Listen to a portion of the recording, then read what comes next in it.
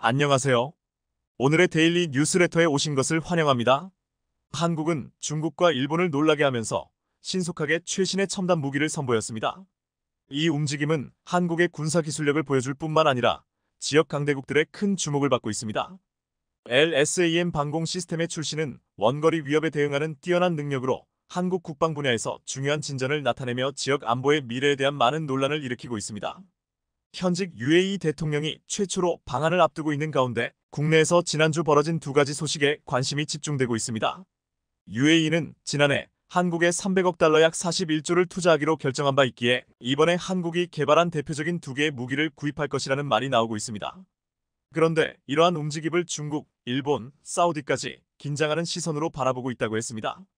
무함마드 빈 자이드 알 나흐얀 UAE 대통령은 오는 2829일 국빈으로 방한합니다.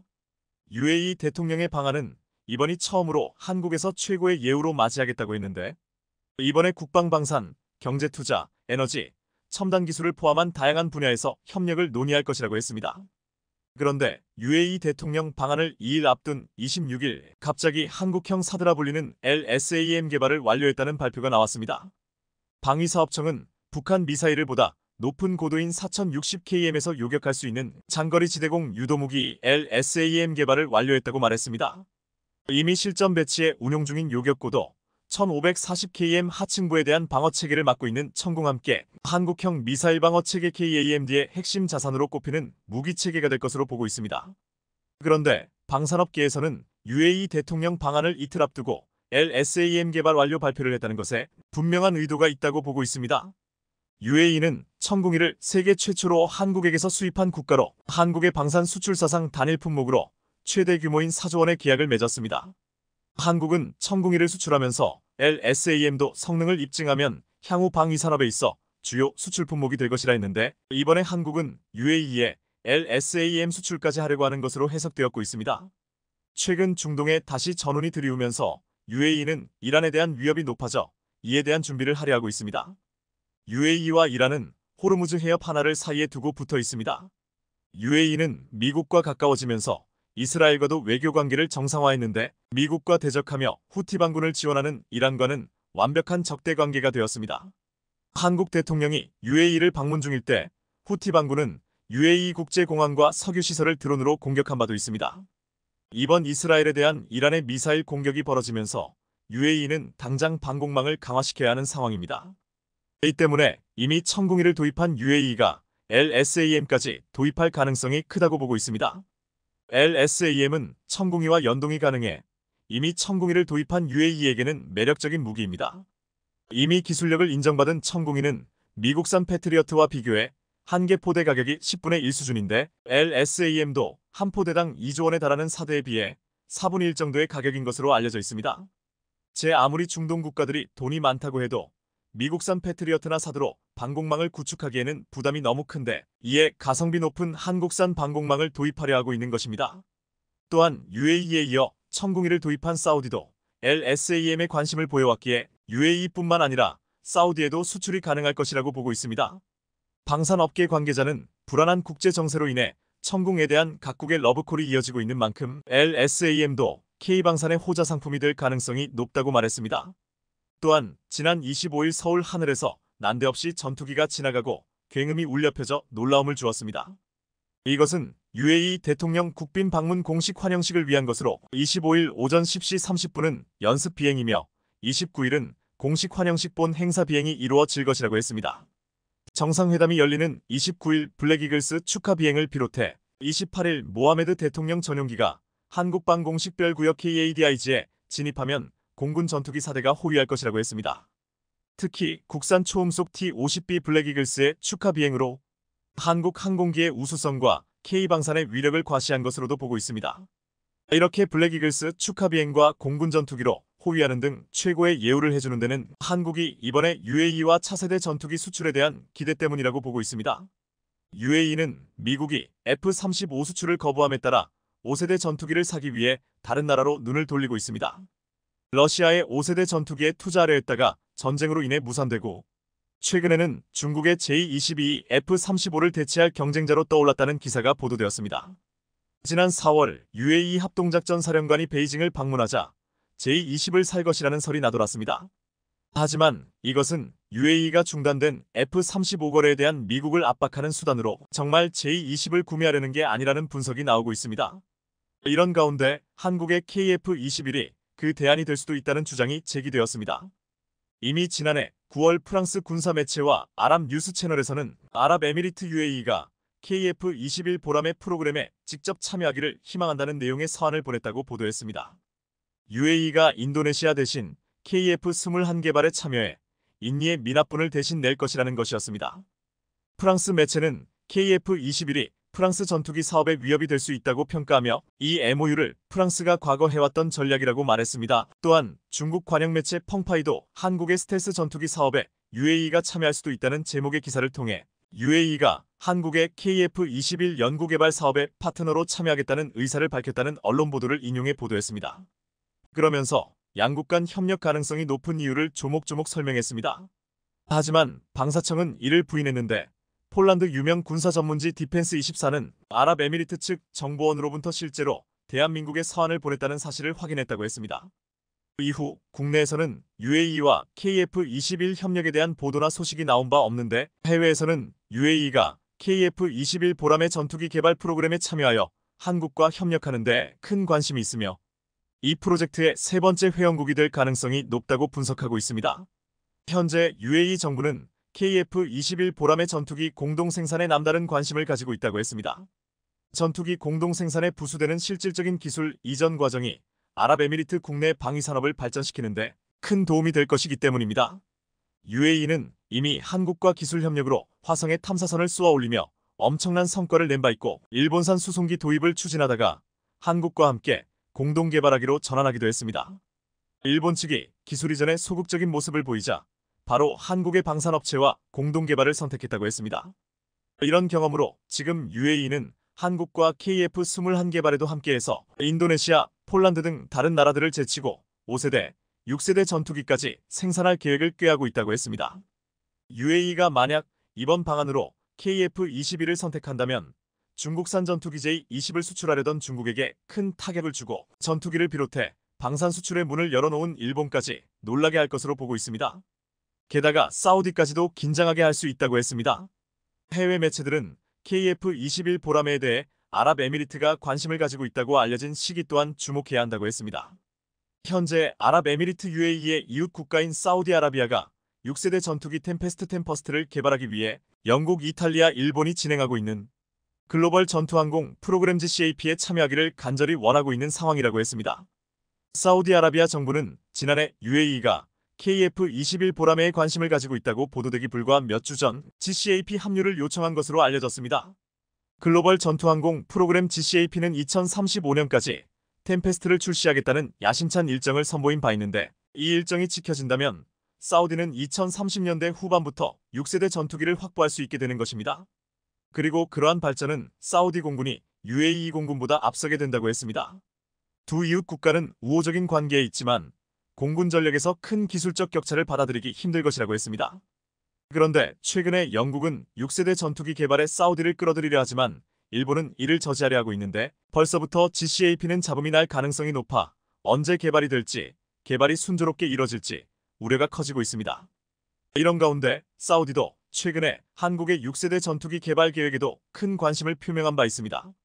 즉 일본 때문에 사우디가 한국의 KF-21 개발에 투자할 가능성이 생겼다는 것입니다. 사우디는 UAE와 적국은 아니지만 경쟁적으로 무기를 도입하는데 UAE가 천궁이를 도입하자 따라서 천궁이를 도입한 바 있습니다. 방공망을 강화해야 하는 사우디도 LSAM 도입에 관심을 가질 가능성이 높고 한국의 KF-21에도 UAE와 함께 공동 개발에 뛰어들 수도 있다고 보고 있습니다. 이번 UAE 대통령의 방안은 한국의 입장에서도 중요하지만 UAE의 선택에 따라 중국, 일본, 사우디까지 큰 영향을 받을 것으로 전망되고 있습니다. 한국 방산의 거침없는 질주가 이제는 무서울 정도입니다. 최근 엄청난 상승세를 보여주고 있는 한화에어로스페이스가 전 세계를 휩쓸고 있는 K9 자주포에 이어 최근 다른 무기도 경쟁사들을 압도하고 있다는 소식이 전해진 건데요. 무려 4조 원대 규모의 장갑차 사업에 청신호가 켜지면서 전 세계 어떤 전차든 한국이 다 잡겠다는 무서운 질주를 이어가고 있다는데 역대급 상승 가도를 달리고 있는 한국 방산에 얼마 전 방한한 루마니아 경제사절단이 한화에어로스페이스를 콕 집어 방문하겠다고 의사를 보이면서 1조 원대 규모의 K9 자주포 수출 계약이 임박했다는 소식이 조심스레 흘러나오고 있습니다. 방산업계에 따르면 지난달 26일 슈테판 라두 오프레아 경제기업 관광부 장관이 이끄는 루마니아 사절단은 한화에어로스페이스 본사를 찾아 임원진들과 긴밀한 이야기를 주고받은 것으로 전해졌습니다. 하지만 이와 관련해 한화에어로스페이스 관계자는 협력 관계를 강화하기 위한 다양한 논의가 이뤄졌지만 특정 사업에 대한 미팅은 아니었다며 선을 그었는데요. K9 자주포 계약에 대한 지나친 관심을 경계하는 모습을 보였지만 방산업계에선 구분응선을 넘은 것으로 보인다며 한화의 입장과는 달리 계약 임박 시그널로 해석했습니다. 나토 회원국이자 우크라이나와 국경을 접하고 있는 루마니아는 현재 국방비 예산을 늘리면서 군 현대화 사업을 추진 중입니다. 이 가운데 자주포 도입 사업은 약 1조 2,300억 원 규모로 알려졌는데 우리 방산 업체인 한화에어로스페이스가 입찰 적격 후보로 선정되며 K9 54문 수출을 추진하고 있습니다. 방산업계에서 이번 루마니아 사절단의 방안을 매우 긍정적으로 해석한 건 앞서 한화가 K9 수출 협의가 빠르면 1분기 안에 결정될 것이라며 조만간 계약 규모와 기간을 발표할 수 있을 것이라고 밝혔기 때문입니다. 추가로 현재 루마니아는 자주포 말고도 대공미사일과 장갑차 최대 298대, 전차 240대를 도입할 계획이라 이번에 우리와 협상이 잘 마무리된다면 대규모 추가 수출도 기대되는 상황입니다. 상황이 이러자 한화에어로스페이스는 내친김에 나토 국가들의 무기 수요를 아예 다 싹쓸이하겠다는 큰 그림을 그리고 있는데요. 앞서 나토 소속 국가들에게 K9를 잇따라 수출하며 신뢰성을 인정받은 한화에어로스페이스가 나토에서 저변을 확대하기 위해 분주하게 움직이고 있어 기대가 매우 큰 상황입니다. 과거 냉전 시기 북미와 유럽 등 서방 국가들이 소련에 대응해 맺은 군사동맹인 나토는 동맹국 감방산 체계를 통일하고 표준화해 유사시에 무기를 지원하는 체계를 구축하고 있습니다. 이런 이유로 무기 표준화는 나토의 핵심으로 꼽히고 있는데 최근 한국 방산이 그 역할을 수행하고 있는 상황인 겁니다. 실제로 얼마 전 한화에어로스페이스는 영국의 나토 표준 규격 포탄용 모듈화 장약을 처음 수출했고 나토 소속 국가에 K9 추가 수출과 장갑차 최초 수출도 타진 중입니다. 그리고 이번에는 한화에어로스페이스가 K21 보병 전투장갑차로 라트비아 육군에 4조 원 규모의 장갑차 교체 사업에 도전장을 내밀었습니다. 방산업계에 따르면 현재 라트비아는 2028년까지 노후화한 영국산 구형 궤도형 장갑차 CVRT를 대체할 장갑차를 찾고 있습니다. 도입 규모는 약 100대로 사업 규모가 무려 4조 원에 달하는 것으로 알려지면서 군침을 흘리고 있는 국가가 많은 상황입니다. 장갑차는 차체에 강철판을 더 씌워 전장에서 병력을 안전하게 수송하면서 동시에 포탑으로 공격까지 할 수 있는 차량으로 특히나 라트비아에 시급히 도입돼야 할 무기로 꼽힙니다. 발트해 남동 해안에 위치한 리트비아는 러시아와 맞닿아 있어 국방력 강화가 시급하기 때문입니다. 여기에 더해 라트비아 땅이 대부분 평야지대이기에 러시아 군의 진격을 막기 위해서는 강력한 전투력이 필요합니다. 이러한 전장에서는 전차전이 특히 힘을 많이 발휘할 수 있기 때문에 강력한 화력이 필수적인데요. 라트비아 K21 경쟁 모델 압도 K21 장갑차가 경쟁 모델들을 압도하며 독보적인 존재감을 보이고 있어 현지에서 엄청난 화제가 되고 있다고 합니다. 라트비아 역시 지난 2004년 나토에 가입한 만큼 나토 표준 무기로 자리 잡고 있는 한국산 무기를 원하고 있는 중으로 성능까지 압도적인 K21의 매력이 흠뻑 빠졌다고 합니다. 실제로 K21에는 중거리 대전차 유도무기 현궁, 전술형 유도무기 청검 등 다양한 국산 미사일을 탑재해 전차 대결에서 유리한 조건을 만들어낼 수 있어 러시아 군을 대항할 비장의 카드가 될 것으로 보입니다. 이런 이유로 티르키의 오토카르의 틀파 장갑차, 오스트리아 스페인 합작사 GDELS의 아스코드 장갑차를 채지고 한화에어로스페이스의 K21가 최종 승리를 거머쥐게 될 가능성이 크다는 관측이 나옵니다. 실제로 작년 11월 라트비아 국방부는 이들 세 기종에 대한 현지 시험 평가를 마쳤는데요. 당시 라트비아 군 당국이 꼽은 K21 장갑차의 강점은 군 운용 경험과 독보적인 화력이었습니다. 기존 K200 계열 장갑차의 단점을 보완해 만들어진 K21은 2009년부터 양산에 돌입해 지금까지 460여 대가 우리 육군에서 운용되고 있는 중입니다. K21에는 40기관포가 장착되는데 이 기관포에 날개 안정 분리 철갑탄을 탑재하면 1km 이상의 거리에서도 10만 130두께의 철판을 관통할 수 있습니다. 또한 K21은 750마력 엔진을 장착해 평지에서는 최대 시속 70km, 텀지는 시속 40km로 주행할 수 있는 것으로 알려졌습니다. 여기에 더해 수륙 양용 기능도 있어 차체 양옆의 부력난과 전면의 파도막 기판을 활용해 강물에서도 시속 6km로 전진할 수 있습니다. 육군에 따르면 K-21 탑승 인원은 승무원 3명, 보병 9명 등 총 12명입니다. 더구나 K-21에는 중거리 대전차 유도무기 현궁, 전술형 유도무기 천검 등 다양한 미사일을 탑재할 수 있어 강력한 화력을 자랑하는데 향후 패키지 거래도 노릴 수 있을 전망입니다. 얼마 전 한화에어로스페이스가 UAE에서 열린 방산 전시회에서 장갑차에 탑재할 수 있도록 기존 공대지 미사일을 지대지로 개조한 천검을 공개했었는데 바로 그 무기체계입니다. 향후 천검 미사일을 지상에서 활용한다면 먼 거리에서 적 기갑 차량을 격파하는 대전차 전투가 가능해질 것으로 보입니다. 이렇듯 다양한 파생형 모델이 계속해서 개발된다면 K-21 장갑차의 활용도도 무궁무진하게 열려있는데 그렇게 되면 K-21을 향한 러브콜이 엄청날 것으로 전망됩니다. 사실 지금도 여러 면에서 K-21을 압도하는 장갑차가 존재하지 않기에 벌써부터 전 세계 장갑차 시장에서 독주가 예상되고 있는 상황입니다. 실제로 방산업계에 따르면 한화에어로스페이스는 작년 10월부터 3주 동안 라트비아 현지에서 기동 화력 평가를 받았는데 가장 높은 점수를 받은 사실이 확인됐습니다. 반면에 튀르키예 툴파, 오스트리아 스페인 합작사 GDELS의 아스코드 장갑차는 30주포를 사용해 화력면에서 약하다는 평가를 받았다고 합니다. 여기에 더해 실제 운용 이력이 있는 기종은 K-21밖에 없는 상황이라 사실상 성능이 검증된 건 K-21뿐인 상황입니다. 이런 가운데 가격도 틀파와 아스코드에 비해 3,040% 저렴해 여러 면에서 K-21이 경쟁국을 압도하는 등 라트비아 장갑차 사업에서 최종 낙점이 거의 확실시되고 있습니다.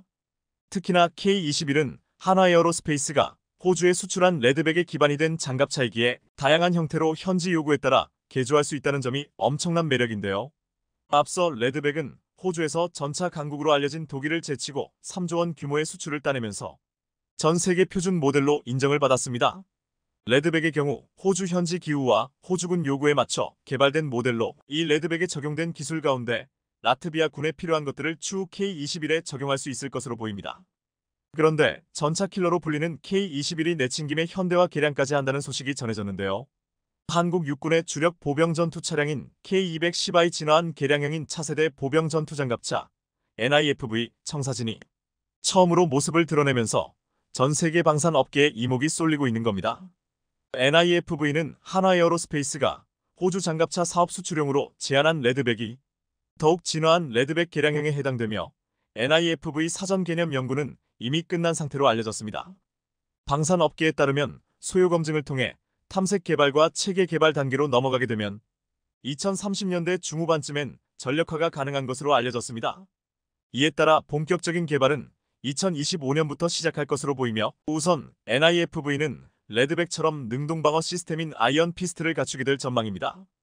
과거 탱크나 장갑차는 미사일과 같은 적의 대전차 화기를 만나면 피해야만 했는데 이런 단점을 보완할 수 있는 겁니다.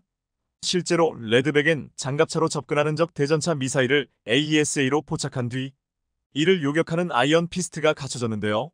그런데 여기에 더해 차세대 K-21 장갑차는 파격 변신을 예고한 상태입니다. 한화에 따르면 이는 중량 45T로 MUMT로 운용되며 AI 및 표적 탐지 네트워크 기반 시스템을 갖춰 미래형 최첨단 장갑차로 변신하게 될 전망입니다. 특히 레드백에 적용된 우수한 기술이 도입되는 등 젊은 피가 수혈되는데 360도 상황인식 및 능동방어 시스템, 상부 레벨 6방어, 차체 하부 레벨 4방어 능력 등 현존 최강의 장갑차로 거듭나게 될 것으로 보입니다. 또한 레드백에 도입된 지휘관이 장갑차 내부에서 특수 헬멧으로 밖의 상황을 한눈에 볼 수 있는 아이언 비전을 갖추게 됩니다. S&T 다이내믹스의 CTA-건을 비롯해 원격 사격 통제 체계가 탑재돼 장갑차 내부에서 무인 사격이 가능해지며 사거리 8km 대전차 미사일이 도입될 전망입니다. NIFV는 철이 아닌 복합 소재 고무 궤도를 채택하게 되는데 이에 따라 기존보다 주행 소음은 적고 기동 성능이 높아지는 한편 무게도 가볍기 때문에 연료도 크게 아낄 수 있어 경제적입니다. 무엇보다 고무 궤도와 함께 능동형 현수 장치를 갖추게 돼 K-21의 단점을 보강할 것으로 보입니다. 실제로 능동형 현수 장치는 장갑차 주변의 상황을 센서로 파악해 속도를 줄이지 않고 사전에 현수 장치를 가동해 험지에서도 기동력을 보장할 수 있을 것으로 예상되는데요. 나토 방산 시장에서 입지를 점차 넓혀나가고 있는 한국 방산의 활약이 기대가 되는 이유입니다. 대한민국 방산업계가 게임 속에만 존재해오던 전투체계를 구현해내면서 전 세계 방산업계가 발칵 뒤집어졌습니다. 최첨단 무인전 시대에 대비해 한국판 유령 전함을 공개한 건데, 이는 드론 수십 대를 순식간에 발사해 중국군을 초토화시킬 수 있는 전투력을 지니면서 중국을 크게 긴장하게 만들고 있다고 합니다. 최근 들어 해상전이 함대 중심의 전술 방식에서 무인 함정과 드론을 이용한 정밀 타격전으로 변화되고 있습니다. 실제로 드론을 이용한 비대칭 전력 개발은 우크라이나의 러시아 전함 격침을 계기로 주목받고 있는 상황인데요. 앞서 우크라이나 러시아 전쟁에서 우크라이나가 흑해, 연안의 러시아 함정을 무인 잠수정과 드론으로 공격해 함대 단위의 기동을 어렵게 만든 게 대표적입니다. 그리고 이것을 본 미국도 무인 함정과 드론 개발에 적극적으로 나서고 있는 중인데, 특히나 최근 미국 유령 함대가 동북아시아에서 모습을 드러내면서 중국을 크게 긴장시키고 있습니다. 방산업계에 따르면 지난달 말 사람을 태우지 않고 항해하는 무인 함정들로 구성된 미국 유령 함대 소속 함정 두 척이 태평양을 건너 일본 요코스카 미 7함대 기지에 도착했습니다. 미군이 건조한 유령 함대 소속 세 척 가운데 두 척이 동북아로 온 것으로 함정은 중국을 겨냥한 훈련에 이어 한미연합훈련에도 참가할 가능성이 높아 보입니다. 미국 유령 함정은 미 해군 중형 USV, 다시 말해서 무인 수상함 레인저로 쌍둥이 함정인 USV 마리너와 함께 모습을 드러냈습니다. 이는 2년 전 첨단 함대공 요격 미사일 SM-6을 시험 발사하는 등 탁월한 전투 능력을 입증했었습니다. 이번에는 8000km 넘는 태평양을 무인 자동운항 방식으로 횡단해 원거리 항해 능력을 뽐내며 중국을 긴장시키는데 크게 한몫했는데요. 무엇보다 레인저가 뜨거운 관심을 받고 있는 건 무인 수상함이기 때문인데, 기본적으로 무인 수상함은 원해로 나갈 때 군 위성을 기반으로 한 GPS를 사용하면서 자율운항이 가능합니다. 이는 안정적인 운항을 위한 센서가 탑재돼 있어 가능한 일인데, 이번에 레인저는 태평양을 횡단하면서 미 해군 칼 빈슨 항모전단, 탄약 운반함 찰스트로 일본 자위대 함정들과 훈련하며 실전 능력도 키웠습니다. 특히 무인 수상함은 유인 수상 전투함에 즉각적으로 다양한 전투 능력을 제공하는데, 주변을 탐지하고 필요하면 공격은 물론 방어 체계를 효율화할 수 있는 스마트한 다목적 전력이라는 게 방산 전문가들의 평가입니다. 미 해군에 따르면 이번에 유령 함대가 7함대로 전개한 건 중국을 견제하기 위해서였는데, 급증하는 중국 해군에 맞서려면 병력 손실을 최소화하며 공세를 펼 수 있는 무인 함정이 제격이기 때문입니다. 이런 이유로 레인저와 마리너는 대중국 훈련에 이어 한반도 주변 바다에서 한미연합훈련에 참가할 가능성도 매우 높은 상황입니다. 중국 견제에 효과적인 만큼 미 해군은 이번 7함대 전개 훈련 성과를 토대로 5년 뒤부터 대형 USV 건조에 본격적으로 나선다는 계획인데요. 이에 우리 방산업계도 무인 함정 기술 개발에 힘쓰고 있는 상황으로, 얼마 전 하나오션이 ADEX 2023에서 최신 무인 전력지 휘통제함을 선보였던 것도 이와 같은 일환입니다. 방산업계에 따르면 하나오션은 지난 10월 열린 ADEX 2023에서 미래 무인 전력지 휘통제함을 전시해 당시 전시회에 참석한 전 세계 방산업계 관계자들의 이목을 완전히 사로잡았는데요. 실제로 당시 하나오션 관계자는 인도네시아, 필리핀, 캐나다, 폴란드 등 각국의 국방부 및 방위사업청 고위 관계자들이 하나오션 부스를 방문해 무인 전력지 휘통제함에 관심을 보였다고 분위기를 전했습니다. 실제로 이번에 하나오션이 선보인 고스트 커맨더로 불리는 무인 전력지 휘통제함은 우리 해군이 지향하는 미래 스마트 네이비 구현을 위해 설계된 게 특징입니다. 고스트 커맨더는 다양한 형태의 무인 항공기, 무인 수상함, 무인 잠수함 등을 탑재해 해상에서 작전을 수행할 수 있습니다. 그리고 이는 하나오션이 무인 첨단 함정 기술 분야에서 초격차 방산 솔루션을 확보했는지 확인할 수 있는 대목입니다. 이렇듯 아무나 구현해낼 수 없는 하나오션의 방위 기술력, 미래 무인전을 이끌어갈 고스트 커맨더의 작전 시나리오가 공개돼 연일 화제가 되고 있는데요. 앞서 말씀드렸던 것처럼 무인 전력 지휘 통제함은 적에게 유령과 같은 존재로 인식될 정도로 소리 소문 없이 작전을 짤 수 있어 고스트 커맨더라고도 지칭됩니다. 하나오션의 유령 전함 고스트 커맨더 중 5천 통급함은 무인 항공기, 무인 수상정, 무인 잠수정을 탑재한 움직이는 바다기지라고도 불립니다. 예를 들어 무인 정찰기가 공중에서 적을 감시하는 동안 바다에서는 무인 함정이 방어 체계를 구축하는 철통 보안 시스템을 갖춥니다. 그리고 이들 무인기들을 고스트 커맨더에서 지휘하면서 적의 노출이 발견됐을 때 바로 투입될 수 있도록 합니다. 이렇듯 회전익 무인 정찰기, 무인 수상정, 잠수정들이 영공과 영해, 수중에서 각각 통제함의 지시하에 한 몸처럼 일사불란하게 움직입니다. 그리고 적이 발견되는 그 즉시 정찰대가 위성을 이용해 통제함으로 데이터를 전송하고 드론 대응용 UAV로 적의 시야를 방해함으로써 대응 시간을 멉니다. 적을 공격할 땐 공격용 무인 항공기를 출동시켜 적의 방어 태세를 한순간에 무력화시킵니다. 그리고 더 나아가 미래에는 16,000톤급 무인 전력지 휘통제함이 등장할 전망인데요. 이에 따라 고스트 커맨더는 다수의 무인기를 탑재하며 항공모함의 모습을 띠는 등 성능 면에서도 사이버 공격 대응까지 가능한 완전체 모습이 될 전망입니다. 작전에 돌입하면 무인 수상정의 출격을 시작으로 전투용, 정찰용 무인 잠수정이 해저로 무인 항공기들은 하늘로 향합니다. 그런데 이 고스트 커맨더는 전자기식 사출 시스템으로 긴 활주로를 가지고 있지 않아도 됩니다. 이륙한 전투용, 정찰용 무인 항공기가 적진을 서둘러 파악하곤 함대 정보를 고스트 커맨더에 전송합니다. 그러면 통제함은 수집한 정보에 따라 전투 전략을 세우는 등 문인 측의 센서를 통해 실시간으로 전장 상황을 3차원으로 구현하고 최적의 무인 전력을 짭니다. 이를 통해 지휘관은 보다 더 전략적으로 지휘할 수 있게 됩니다. 수중에서는 다목적 무인 수상정이 기뢰를 설치해 어뢰를 이용해 적의 잠수정을 침몰시키고 공중에서는 무인 항공기와 무인 수상정이 적을 향해 정확히 미사일을 쏩니다. 반면에 적 무인기가 공격해와도 고스트 커맨더의 레이저포 방어에 무력하게 적이 초토화됐습니다. 뒤이어 강제 착함 장치로 무인기가 제일 먼저 돌아오고 무인 수상함, 잠수정이 뒤따르면 작전은 끝이 납니다. 아울러 하나오션의 미래 잠수함 수중 무인 전력 지휘 통제함은 수직 발사관으로 무인 항공기를 쏘아 올립니다. 그리고 전투용 정찰용 무인 잠수정이 바다에서 출발하고 임무를 끝낸 잠수정들이 하나둘씩 돌아옵니다. 이들은 함내에서 무선 충전한 뒤 곧바로 다음 전장에 투입될 준비를 마칩니다. 작년에 해군에서 전역한 뒤 현재 하나오션 부사장으로 근무하고 있는 정승균 전 잠수함 사령부 사령관은 유령함대는 무인 함정, 무인 잠수정, 무인 항공기를 통해 승조원을 보호하는 동시에 전투력을 높이는 해상 무기 체계라며 강한 전투력을 보유한 무인 전투 체계를 개발해 국내는 물론 해외에도 수출하겠다고 말했습니다. 정 사령관은 전 세계적으로 해군력 건설의 가장 큰 어려움은 인력 확보라며 자동화와 무인화를 통해 인력 감축과 승조원 보호 체계를 구축해 나갈 방침이라고 덧붙였습니다. 그런데 이 엄청난 기술력이 담긴 무인 전력 지휘 통제함이 지난 6월 열린 MADEX 2023에서 공개되면서 우리 해군이 추진 중인 해양 유무인 복합체계 네이비시 고스트의 윤곽이 드러났습니다. 이번 MADEX 2023에서는 무인 전력 지휘 통제함 내부에 탑재할 수 있는 무인 전력 모형도 대거 출품되면서 더욱더 눈길을 끌었다고 하는데요. 방산업계에 따르면 HD 현대중공업과 하나오션은 이번에 무인 전력 지휘 통제함 모형을 각각 최초로 공개했습니다. 영화 스타크래프트의 캐리어가 최대 8기의 소형 공격기를 탑재하고 다니며 상대방을 공격하는 것처럼 무인 전력 지휘 통제함도 무인 수상정이나 무인 잠수정, 무인 항공기 등을 탑재하고 다니다 이를 출격시킬 수 있습니다.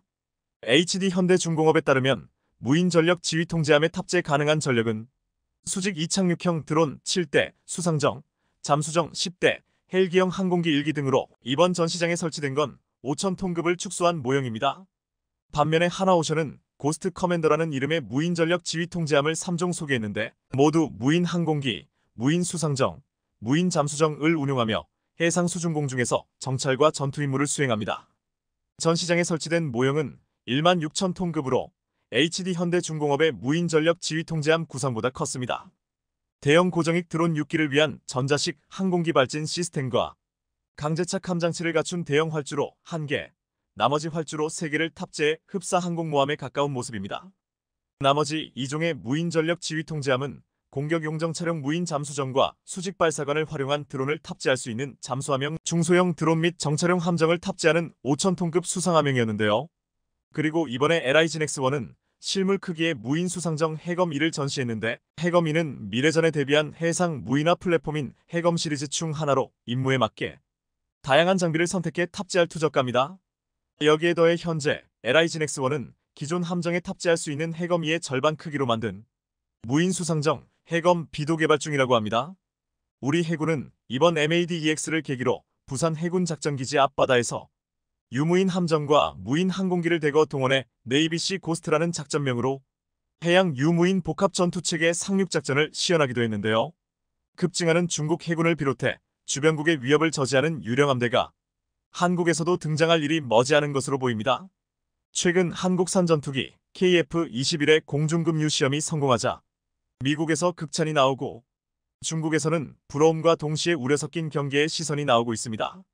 그런데 무엇보다 KF-21을 도입하려 하는 국가들에서는 탄성이 나오면서 중요한 결정을 비꾸려는 움직임까지 보이고 있습니다. 너무나도 빠른 속도로 개발에 성공하고 있는 KF-21은 지금 전 세계 방산 시장의 가장 큰 화두입니다.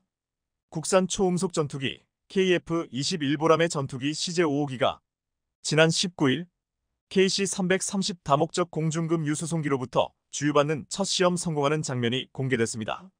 단 한 번 만에 공중급유 시험 비행에 성공한 것인데 이것은 난이도가 높은 기술로 KF-21은 1회 공중급유로 50% 이상 작전 반경이 넓어지게 되었습니다. 또한 작전 반경뿐만 아니라 원거리에서 다양한 임무를 수행할 수 있고 적진에 투하할 폭탄도 더 많이 탑재할 수 있습니다. 그런데 최근 필리핀과 태국이 미국의 F-16 도입을 검토하고 있지만 미국 측에서 거의 대당 2천억 원이 넘는 가격을 부르고 있어서 난항을 겪고 있다고 알려져 있습니다. 이에 필리핀은 중국과의 남중국해 마찰로 인해 급히 전력을 보강해야 하기에 대당 740억 정도를 하는 그리펜을 도입하려 한다는 소식이 전해진 바 있습니다.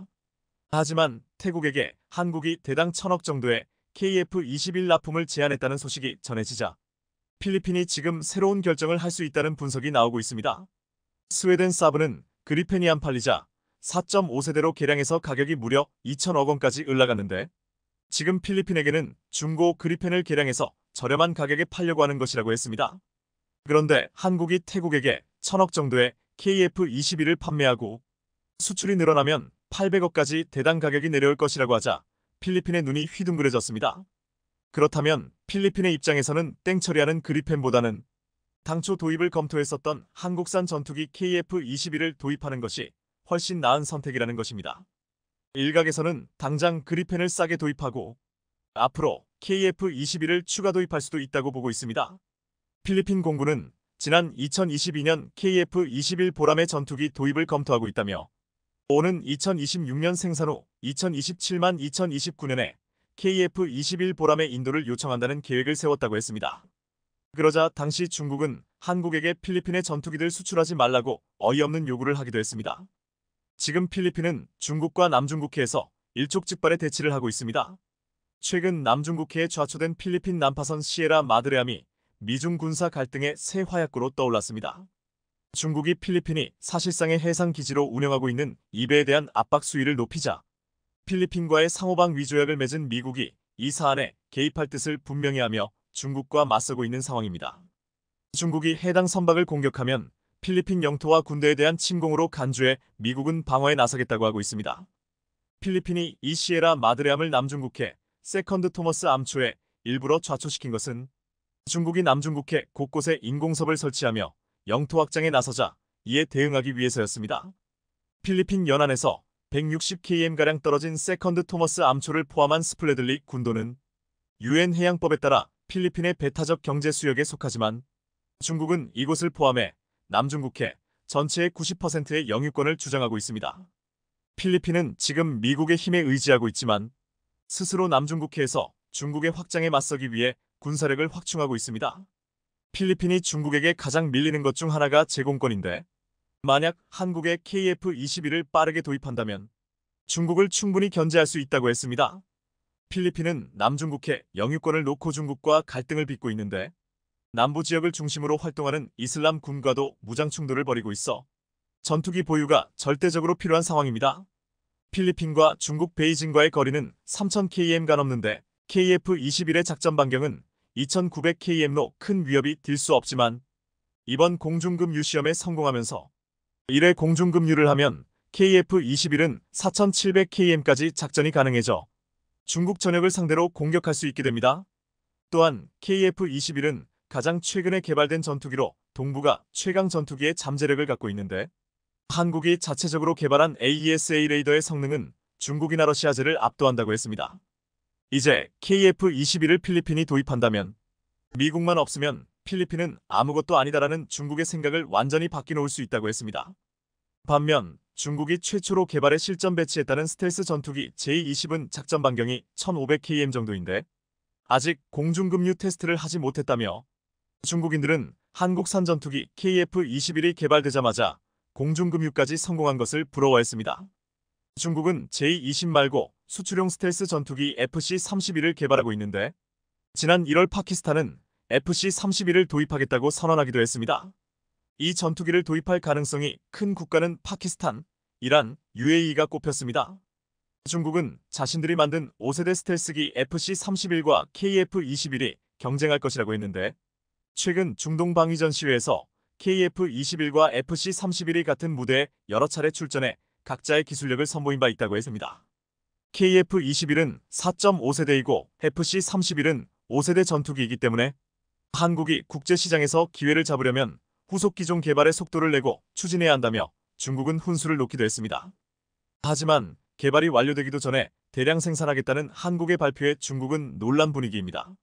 또한 한국은 블록 1, 2, 3까지 계획을 치밀하게 세워놓았고 여기에 참여하겠다는 국가들이 늘어나고 있습니다. 중국이 FC-31을 개발한다고 했을 때 많은 국가들의 참여를 유도했지만 중국을 믿는 국기는 단 국가도 없었습니다. 중국 매체들은 한국은 KF-21의 양산 속도를 높이고 경쟁력 있는 5세대 전투기로 만들어 국제시장에서 자리매김을 꾀하고 있다고 했습니다. 또한 K구자 주포와 레드백 등 한국산 무기를 대거 도입하고 있는 호주도 이번 KF-21의 공중급유 시험 성공을 대대적으로 보도했습니다. 호주는 지금 KF-21의 발전 속도에 큰 관심을 보이고 있습니다. 호주 군사매체 오스트레일리언 디펜스는 지난 3월 KF-21이 공중급유 테스트에 성공하면서 한 단계 더 발전했다고 보도했습니다. 그러면서 KAI는 2022년 7월 KF-21 시제기의 첫 비행 이후 KF-21 프로그램에서 상당한 진전을 이뤘다고 했습니다. 또한 6개의 프로토타입 기체가 4년간의 테스트를 거쳐 이 200회 비행 후 2026년 종료될 예정인 비행 테스트 프로그램을 거쳐 양산에 들어갈 예정이라고 했습니다. 이 매체는 KF-21은 수출용으로도 제한될 예정인데 필리핀과 폴란드 가이 유형 구입에 관심을 표명했고 KAI는 구형 로키드 마틴 F-16을 대체하기 위해 태국에 KF-21을 제안한 것으로 알려졌다고도 했습니다. 그런데 지금 이렇게 한국에게 태국과 필리핀 등 동남아시아 국가들의 러브콜이 오자 인도네시아에서는 당혹스러움을 감추지 못하고 있습니다. 당초 인도네시아는 KF-21을 공동 개발하면서 동남아시아 국가들에게는 자신들이 조립 생산해서 수출하겠다고 했습니다. 하지만 분담금을 제대로 내지 않으면서 이렇게 될 가능성이 낮아졌습니다. 인도네시아는 아직까지도 분담금을 내지 않고 최근에는 개발 완료 후 8년 후에 내겠다는 요청까지 해서 우리 국민들을 분노케 했습니다. 최근 인니 군사매체 조나자카르타에서는 KF-21에 대한 칭찬 기사가 많이 올라오는데 지난 4일에는 인도네시아 내 부패 사건으로 인도네시아가 거액의 손실을 만회할 수 있다며 이 돈으로 KF-21보람의 구매 건수를 늘릴 수도 있다고 했습니다. 믿을 수 없는 기사지만 이전과 분위기가 확 달라진 것을 볼 수 있었습니다. 얼마 전에는 인도네시아 공군 F-16 전투기 중 한 대가 브레이크 고장을 당했는데 수리 비용이 무려 21억이 넘게 청구되었습니다. 이에 서방의 전투기를 샀을 때 이렇게 유지 비용이 만만치 않음을 깨닫고 있습니다. 한국에게 분담금을 냈더라면 동남아시아 국가들에 수출하는 것을 비롯해 이렇게 큰 유지 비용을 내지 않아도 됐지만 이런 복을 스스로 차버렸습니다. 이제 국내를 비롯한 전 세계 언론들에게서는 인도네시아가 한국의 KF-21 사업을 이어갈 수 있을 것이라고 보는 시각이 사라지고 있습니다. 지난 1월 중국 소우닷컴에서는 KF-21을 크게 극찬하는 기사가 올라왔는데 중국인들은 이 글을 한국인이 쓴 게 아니냐며 의심할 정도였습니다. 이 글의 내용은 이러했습니다. 한국이 자체 개발한 KF-21 보람의 전투기는 아시아 항공산업의 빛나는 진주라 할 수 있습니다. 이 전투기는 뛰어난 성능과 첨단 기술을 결합해 5세대 전투기와 경쟁할 수 있다고 주장됩니다. 독자적으로 개발한 이 독수리는 한국 군수산업의 자랑입니다. KF-21 보람의 전투기의 탄생은 본질적으로 한국이 추종자에서 지도자로 역사적인 발걸음을 내디뎠음을 의미합니다. 이번 신형 전투기의 배치는 한국 공군의 전투 능력과 전략적 영향력을 크게 강화할 것입니다. KF-21은 한국 공군의 주력 모델로 자리매김하고 국가 주권과 영토 수호에 중요한 역할을 할 것으로 예상됩니다. 시청해주셔서 감사합니다.